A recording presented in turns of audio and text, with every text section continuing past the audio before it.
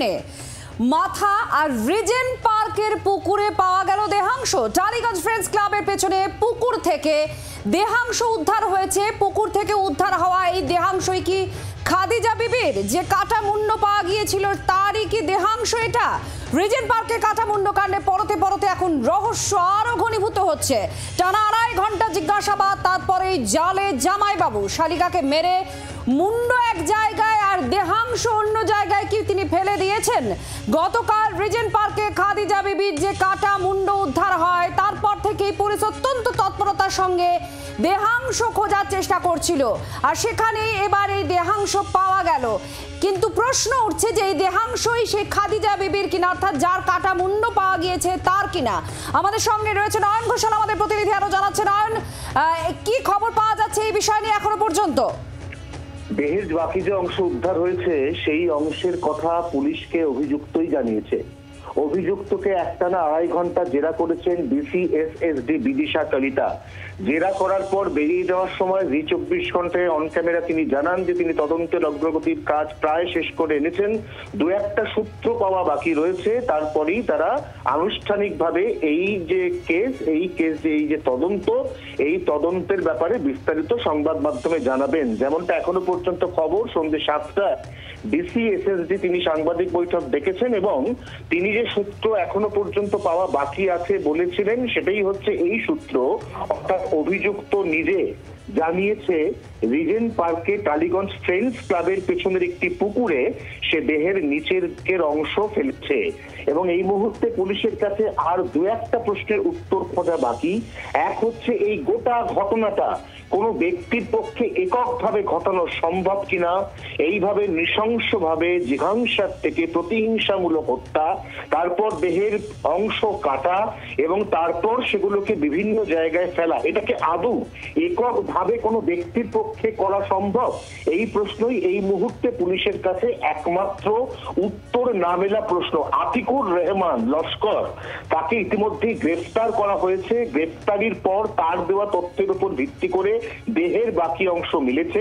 আনুষ্ঠানিকভাবে সাংবাদিক বৈঠকে গোটা এই যে তদন্ত প্রক্রিয়া এটা কিভাবে চললো সেটা আগামী আর কিছুক্ষণের মধ্যেই পুলিশের তরফ থেকে বয়ান দেওয়া হবে বলে আমরা খবর পাচ্ছি। ধন্যবাদ। অয়ন ঘোষাল আমাদের প্রতিনিধির সঙ্গে ছিলেন। এবার রিজেন্ট পার্ক এই চত্বর থেকে আমাদের প্রতিনিধি রণয় তিওয়ারি সরাসরি আছেন, তার সঙ্গে আমরা কথা বলবো। রণয়, পুকুর থেকে যে দেহাংশ পাওয়া গিয়েছে, জিজ্ঞাসাবাদে যে তথ্য পুলিশের কাছে ধৃত দিয়েছে সেই তথ্য মারফতে এই দেহাংশ পাওয়া গিয়েছে বলে সূত্রে খবর।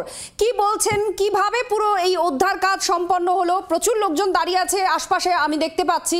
কি বলছেন তারা, একটু যদি জানা যায়।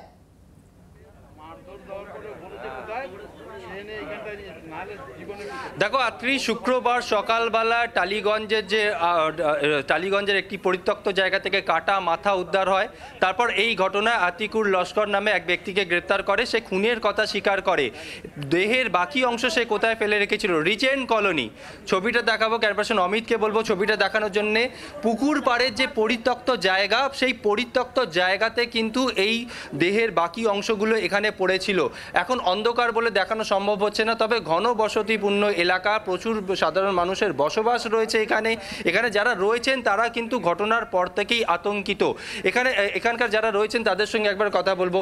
আপনারা এখানে থাকেন, এই এলাকায় কেউ বা কারা এইভাবে দেহের বাকি অংশ ফেলে যাচ্ছে, তাতে করে কি আপনারা ভয় আতঙ্কিত?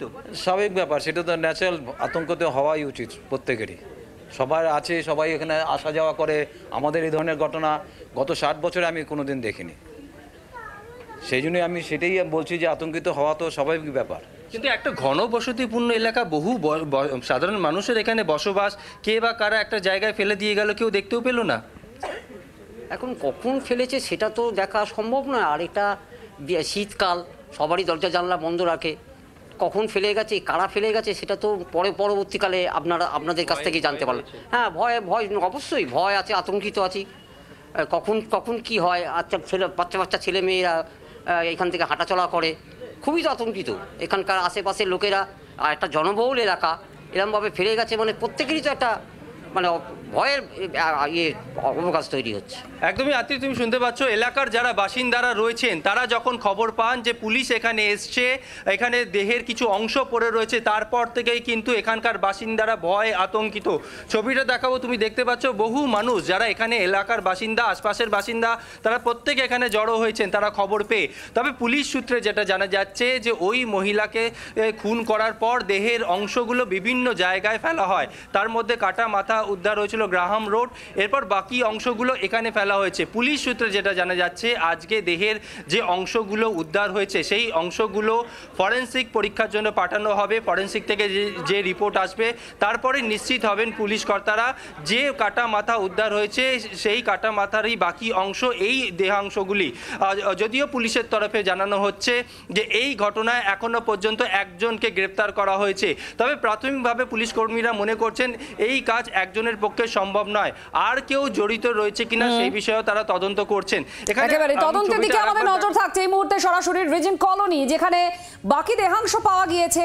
যে ধৃত অর্থাৎ আতিকুর লস্কর, তাকে জিজ্ঞাসাবাদ করে এই জায়গার সম্পর্কে জানতে পারেন তদন্তকারীরা। তারপরেই খোঁজাখুঁজি শুরু হয়। পুকুর থেকে পাওয়া যায় দেহাংশ, কাটা মুন্ড যার তারই দেহাংশ কিনা তার জন্য পরীক্ষা করা হবে। এলাকার মানুষজন তারা রীতিমতো আতঙ্কিত। বাংলার আওয়াজ, বাঙালির আবেগ, জি 24 ঘন্টা।